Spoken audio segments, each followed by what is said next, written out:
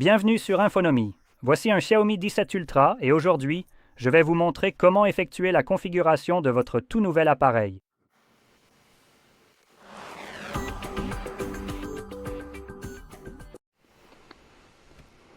Maintenant, au lieu de simplement passer par la configuration, je vais également aborder rapidement, ou peut-être pas si rapidement, une section de la configuration axée sur la confidentialité que je trouve importante. Merci.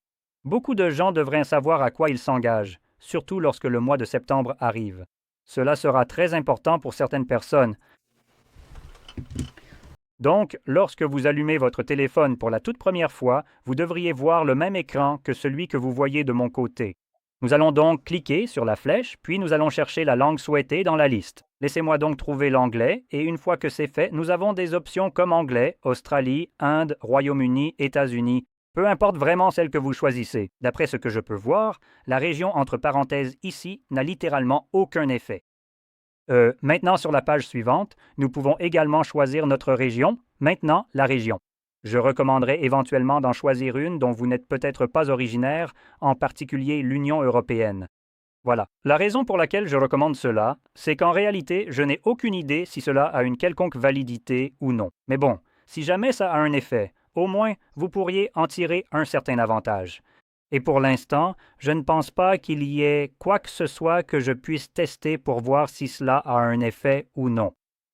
Mais la raison derrière cela, c'est que l'Union européenne adopte des lois favorables aux consommateurs et tout l'inverse pour les entreprises. Ils ne sont pas vraiment pro-entreprise. Vous voyez, pas comme les États-Unis qui sont à fond pour ça. Ouais, balancez aux utilisateurs tout ce que vous voulez. Tant que tu gagnes de l'argent, tout le monde est content, n'est-ce pas? On s'en fout des utilisateurs. Donc, l'UE est fondamentalement son exact opposé. Au diable les entreprises.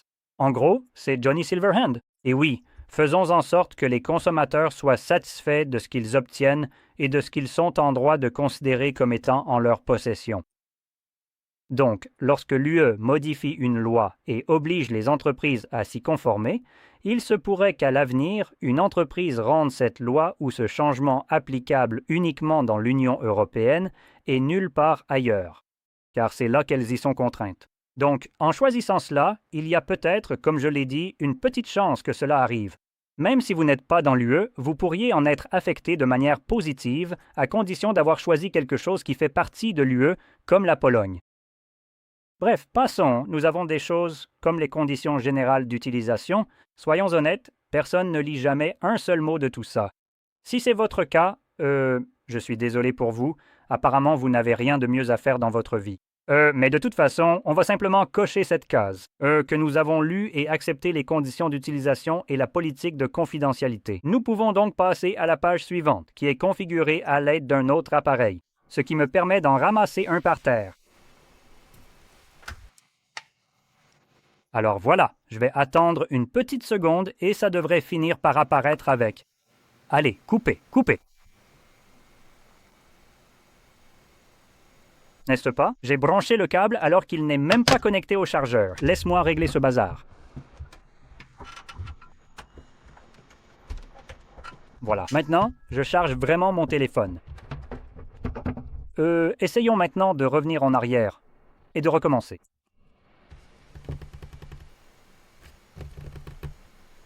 Mais c'est quoi au juste ton problème?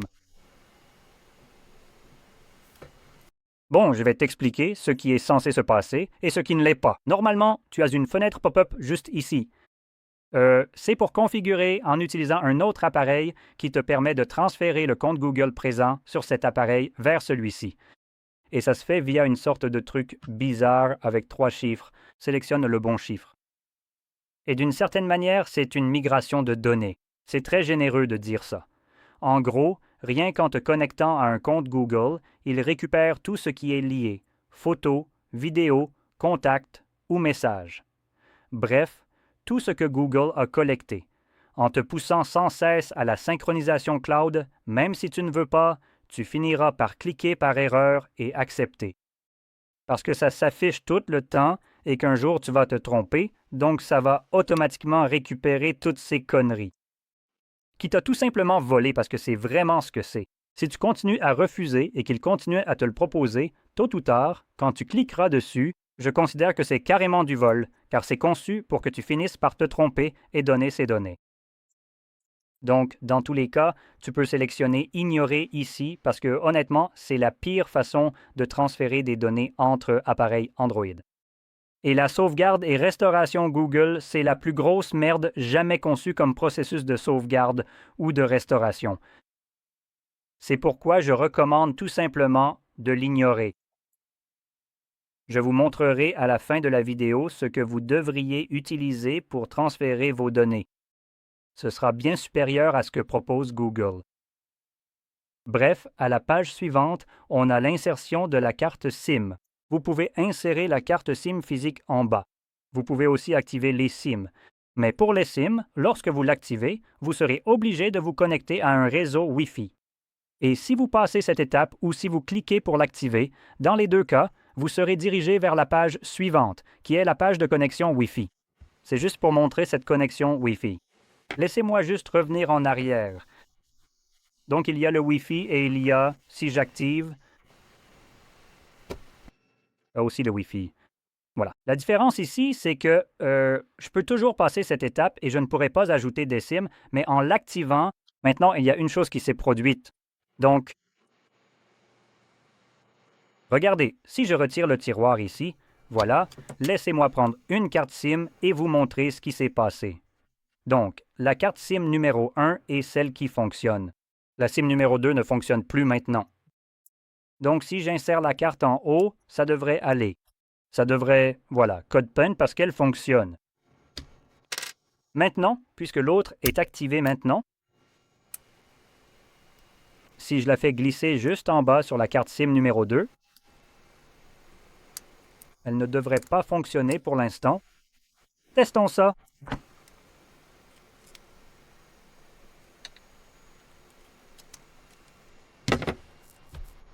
Et en effet, ce n'est pas le cas. Donc vous pouvez voir qu'elle ne lit plus la carte qui se trouve dans le tiroir du bas.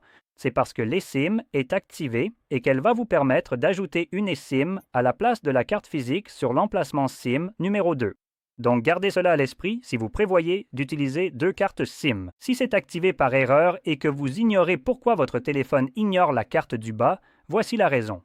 Sur la page suivante, actuellement ouverte, nous avons « Définir le verrouillage de l'écran ». Nous disposons actuellement de 3 options différentes que nous pouvons configurer comme verrouillage d'écran.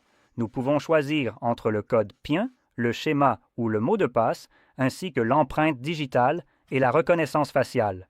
Ces deux dernières sont biométriques et ne sont pas fiables à 100%, et c'est pour cette raison que, dans les cas où votre doigt ou votre visage présente un défaut, il se peut que votre téléphone refuse de vous reconnaître. Il vous sera nécessaire de configurer un verrouillage d'écran pour utiliser l'une ou l'autre de ces options. En plus de cela, je tiens à préciser que ce téléphone utilise en fait un capteur d'empreinte digitale à ultrasons. Donc le même type que Samsung utilise, qui ici est absolument fantastique. C'est incroyablement rapide. C'est l'un des capteurs d'empreinte digitale les plus rapides que j'ai jamais testé. Il suffit littéralement de faire ça, comme une légère pression. Déverrouiller. C'est absolument fou. Donc, si vous prévoyez de configurer une forme de biométrie, choisissez absolument l'empreinte digitale car elle est incroyablement efficace. Maintenant, je vais simplement choisir le schéma ici. Et une chose encore concernant la protection, c'est que vous devez vraiment l'utiliser. Comme c'est souvent le cas, protégez-vous, vous savez, ne soyez pas idiot, protégez votre outil, ce genre de choses. Votre téléphone contient généralement beaucoup de données personnelles, quelles qu'elles soient. Si vous perdez votre appareil, il est vraiment préférable que la personne qui le trouve ne puisse pas accéder à toutes les données personnelles. C'est pour cette raison que vous devriez configurer une protection. Après l'avoir dessiné 2 fois, sélectionnez « Confirmer pour activer la protection ». Maintenant, si je verrouille l'appareil, vous voyez qu'il faut confirmer le verrouillage d'écran pour y accéder. Voici maintenant la partie où je vais faire une petite pause pour parler de l'aspect confidentialité que j'ai mentionné plus tôt. Et tout cela, c'est essentiellement Google. Bien sûr que ça l'est. Quand il s'agit de violer votre vie privée, ce sera toujours Google. Leur but n'est pas de vous protéger. Ils sont là pour vendre toutes vos données personnelles. Ici, vous voyez des éléments comme la localisation, l'analyse, le diagnostic et l'envoi de données, ainsi que l'installation d'applications. En passant tout ça en revue, cela ne signifie rien, sauf ce point-ci. Il vous dit simplement que votre téléphone sera mis à jour d'office, parce qu'on vous l'impose. À part cela, il y a l'utilisation de la localisation. Beaucoup de ces options sont en quelque sorte des mensonges par omission.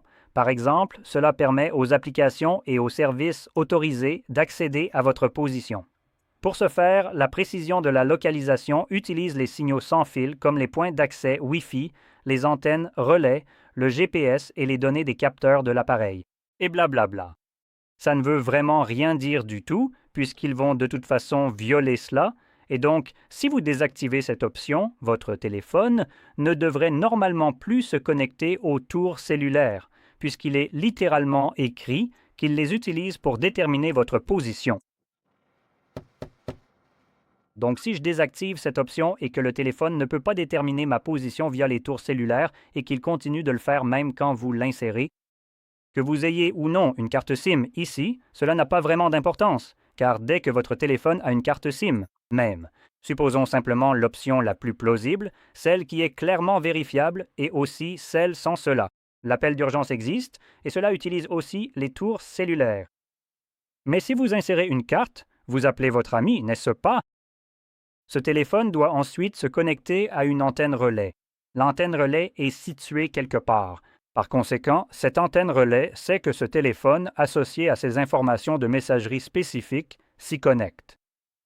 En s'y connectant, l'antenne relais connaît sa position approximative et donc sa localisation. Ignore cette option. Voilà pour la première. Suivant, permet la numérisation, donc permet aux applications et aux services. C'est complètement aberrant, mais cela permet aux applications et aux services de rechercher des réseaux Wi-Fi et des appareils à proximité à tout moment. Même lorsque le Wi-Fi ou le Bluetooth est désactivé, excusez-moi, c'est quoi ce bordel? Hein? Donc, c'est en gros similaire à ce que fait l'iPhone? Ouais, ton Bluetooth ou ton Wi-Fi est désactivé. Pauvre naïf, tu crois que c'est le cas, mais en fait, pas du tout. En désactivant cela, la seule chose que vous empêchez votre appareil de faire, c'est en gros, soi-disant, de rechercher d'autres appareils. N'est-ce pas? C'est l'idée. C'est du mensonge par omission. Pourtant, d'autres appareils peuvent vous détecter via Wi-Fi et Bluetooth. Même désactivé, ça reste actif, comme c'est écrit ici. Si le système autorise d'autres éléments à effectuer des recherches par ces méthodes alors qu'elles sont censées être désactivées, cela signifie qu'elles ne le sont pas. D'autres appareils peuvent encore capter ces signaux diffusés, ce qui, là encore, contrevient à cette option. Super, en tout cas. Passons à la suite. Nous avons envoyé des données utilisateurs et de diagnostic pour améliorer votre expérience sur votre appareil Android. Blablabla. Tu devrais t'en foutre complètement. Vous avez acheté un appareil cher au prix fort. Il n'y a absolument aucune raison de partager des données, quelles qu'elles soient, avec Google ici même. Pour les aider à améliorer leurs appareils, il est de leur devoir d'améliorer leur système Android afin de vous inciter à l'acheter plutôt qu'un iPhone. Cela ne vous regarde pas. Pour les aider à améliorer leur système en partageant vos informations personnelles afin qu'ils puissent les revendre à prix d'or et vous adresser ensuite des publicités ciblées. Parce que c'est ce qu'ils vont faire avec ces conneries. Donc, encore une fois, ça peut déjà aller se faire foutre. Et enfin, la dernière chose à faire ici, ce sont les mises à jour et les applications à installer. Donc, en continuant, on vous y force tout simplement, comme je l'ai dit. Va te faire foutre et acquiesce. En continuant, vous acceptez que l'appareil puisse également télécharger et installer automatiquement des mises à jour et des applications depuis Google. Votre courant et blablabla. La première partie est celle qui compte le plus. En gros, ça revient à vous dire franchement, allez vous faire foutre. Vous allez installer tout ce qu'on vous demande d'installer parce qu'on veut l'installer sur votre téléphone et vous n'avez rien à redire. En réalité, vous avez bel et bien quelque chose à dire. C'est juste que ce que vous dites, cela viendra aussi avec un petit bémol. Votre appareil ne recevra plus aucune mise à jour de sécurité. Je vais donc expliquer cela rapidement avec un exemple. Récemment, vous avez peut-être entendu parler ou non de la situation avec Samsung. Samsung vend ses frigos incroyables pour genre 3000 $. Alors, ces appareils sont des frigos intelligents, ceux qui sont tellement intelligents qu'ils t'envoient une notification sur ton téléphone pour te dire que tu as oublié de fermer la porte du frigo. Eh bien, ferme-la pour moi alors, espèce de connard, si tu es si intelligent. Donc dans tous les cas, évidemment, c'est super, mais ces frigos intelligents sont équipés d'un écran pour que tu puisses écrire des notes dessus et faire d'autres trucs inutiles dont tu ne devrais vraiment pas te soucier sur un frigo. Et les gens qui les ont achetés, je suppose qu'ils en étaient satisfaits. Jusqu'au moment où Samsung a décidé qu'ils allaient commencer à afficher des pubs sur ces frigos. Et aux États-Unis, la loi interdit de modifier le système pour empêcher cela d'ailleurs. Pour une raison complètement débile, parce que, Dieu nous en préserve, tu pourrais posséder les appareils que tu as payés. Donc ça, c'est une chose. Et quand cette mise à jour est arrivée, tu pouvais potentiellement désactiver des choses comme les mises à jour automatiques du système et d'autres conneries du genre. Mais en réalité, ça n'aurait rien changé parce que ce genre de mises à jour qui font ce genre de conneries ne passent pas par les moyens habituels, elles arrivent par des portes dérobées, celles dont tu ne sais même pas qu'elles existent sur ton téléphone parce que ce n'est pas comme si tu pouvais trouver cette information quelque part sur ton appareil qui te le dirait. Donc ce que tu devrais regarder ou chercher précisément, ce sont les services de mise à jour OTA. C'est la saloperie de Google qui installe des trucs vraiment inutiles sur ton appareil à ton insu et sans ta permission. Même quand toutes les mises à jour système et d'applications sont désactivées, si Google décide de vous envoyer quelque chose, ils le feront dans votre dos, à votre insu, via ce service de mise à jour OTA actif en permanence. C'est en partie responsable de choses dont vous vous fichez, mais aussi de l'installation de correctifs de sécurité. Si votre appareil Android présente une vulnérabilité, elle sera exploitée par ce biais, sans que vous ayez jamais besoin de rien faire, n'est-ce pas? Donc, de cette façon, c'est plutôt bien, maintenant, si par exemple votre appareil a dépassé son cycle de vie, un cycle de support, par exemple les appareils Samsung ont un cycle de vie d'environ 7 ans. Au bout de 7 ans, ils ne recevront donc plus de correctifs de sécurité. Mais ils continueront à recevoir de Google les logiciels inutiles qu'ils veulent que vous receviez ou qu'ils veulent installer sur votre appareil. Et je peux vous l'affirmer avec certitude, car j'ai un vieux Huawei Mate 20 Pro qui a récemment reçu une installation de la part de Google, même s'il ne reçoit plus aucune mise à jour depuis déjà plusieurs années. Donc, c'est fantastique. Chaque fois que l'apparence de votre application change, par exemple si votre Play Store décide soudainement d'avoir un aspect différent, eh bien ce sont des mises à jour OTA pour vous, même si vous n'avez fait aucune mise à jour récemment. Donc, pour conclure, comme je l'ai dit, vous pouvez techniquement le supprimer en téléchargeant une application qui vous permet de voir et de gérer les processus en arrière-plan, spécifiquement les processus, car ceci n'est pas une application. C'est un processus qui s'exécute en arrière-plan sur votre Android et vous pouvez le trouver et le supprimer. Mais comme je l'ai dit, en le supprimant, vous exposez en quelque sorte votre appareil à des failles potentielles que Google corrigerait normalement. Mais maintenant, sans les mises à jour OTA, ils ne le peuvent plus. Mais bon, une dernière chose à mentionner, c'est ce dont je parlais à propos de septembre. En septembre, Google veut déployer cette fonctionnalité incroyable, où vous ne pourrez plus installer de mises à jour d'applications tierces sur votre téléphone depuis une autre source que le Play Store tant que ces applications n'ont pas été signées ou, pour être plus précis, à moins que Google n'ait pas extorqué d'argent et fait du chantage aux développeurs pour qu'ils signent à nouveau avec leurs informations personnelles, récoltant toutes ces données parce que, Dieu nous en préserve, vous seriez anonyme sur Internet, n'est-ce pas?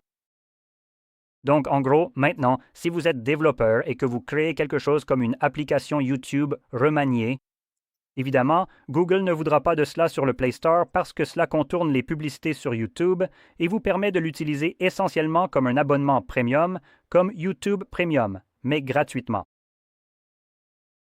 Eh bien, cette application ne pourra plus être installée parce que son développeur devrait aller voir Google, leur payer une rançon pour qu'elle soit signée par eux afin de vous permettre, en tant qu'utilisateur, de pouvoir l'installer. Maintenant, évidemment, en payant pour cela, ils doivent aussi fournir leurs informations personnelles, comme leurs coordonnées bancaires, leur nom et d'autres conneries. Des choses que vous ne devriez pas avoir à faire pour utiliser un putain d'ordinateur. parce que techniquement, c'est un ordinateur, il a un processeur, de la RAM, du stockage, un écran, il tourne juste sous Android au lieu de Windows, mais il pourrait potentiellement faire tourner Windows si vous le vouliez. Donc, évidemment, si vous voulez empêcher que cela arrive, alors je supprime carrément les services de mise à jour de toute façon. C'est d'ailleurs exactement ce que je vais faire moi-même, parce que va te faire foutre, Google, tu ne vas certainement pas me dicter ce que je peux faire sur mon appareil. Donc, maintenant que c'est dit, passons aux réglages de base de Xiaomi. On a la localisation, les mises à jour système, l'envoi de données de diagnostic et le fléau des pubs personnalisés. Je précise que ces deux options désactivées n'ont absolument rien fait d'autre que de se couper, tout simplement. Êtes-vous sûr de vouloir désactiver cela? Donc, en gros, Xiaomi essaie ici de vous espionner, parce que les publicités personnalisées vérifient ce que vous aimez, ce dont vous parlez, ce que vous tapez, et essaie ensuite de vous proposer des publicités en fonction de cela. Donc, c'est en gros un logiciel espion conçu pour vous donner des publicités ciblées. Oui, on va désactiver ça. Et Xiaomi, inversez ces boutons comme ils sont censés l'être. Si je confirme que je veux désactiver quelque chose, c'est censé être juste ici, pas l'inverse. Arrêtez d'utiliser la psychologie inversée. Voilà, donc une fois que c'est désactivé, on peut passer aux autres options. Et je recommande vraiment de désactiver ce truc. Ça ne change pas votre utilisation de l'appareil. Cela réduit seulement les données divulguées par l'appareil pour la publicité. En tant qu'utilisateur, vous n'y gagnez rien. La publicité ciblée n'est pas un atout et vos données vendues sont monétisées sans que vous n'en profitiez. Sans profit direct, ne partagez rien. Passons. Les programmes d'expérience utilisateur sont identiques à ceux de Google. S'ils veulent mieux, ils doivent vous vendre le prochain téléphone. Celui-ci aurait dû être un appareil abouti, et vous ne devriez pas partager de données à cette fin, qu'ils vont l'améliorer. Super, ils pourraient utiliser ces données pour améliorer le prochain téléphone, mais pas celui-ci. Donc vous partagez des données sans aucune raison et encore une fois, des données monétisables. Bref, on a un système, des invites de démons, peu importe. Vous pouvez regarder les autres. Mais pour passer à la suite, j'ai parlé ici du point le plus important. Donc ensuite, nous avons le contrôle parental. C'est à vous de voir. Si vous voulez l'activer, faites-le. Ensuite, les polices. Ce sont deux polices identiques qui ne diffèrent que par leur taille. Le lanceur gère l'organisation de vos applis. Glissez vers le haut pour accéder à toutes vos applications dans le tiroir. Ou bien toutes les applications sont sur l'écran d'accueil. Je préfère le tiroir de l'application, surtout celui de Xiaomi. L'onglet de catégorie en haut vous permet de les sélectionner. Donc, il vous montre chaque type de catégorie avec ses propres applications. Les applications qui relèvent de ce système. Navigation, choisissez les boutons ou les gestes. Je préfère les gestes activés par défaut. Je passe à la page suivante, la disposition des applications récentes. J'aime bien celle-ci, elle en montre moins, mais je préfère la façon de les gérer. Ici, il suffit de balayer vers le haut pour fermer, alors que pour les autres, il faut balayer sur les côtés. Et cela termine en gros la configuration, mais je n'ai pas oublié de vous montrer l'application, donc c'est parfait. Donc celle pour transférer les données. Attendons simplement que l'appareil soit prêt.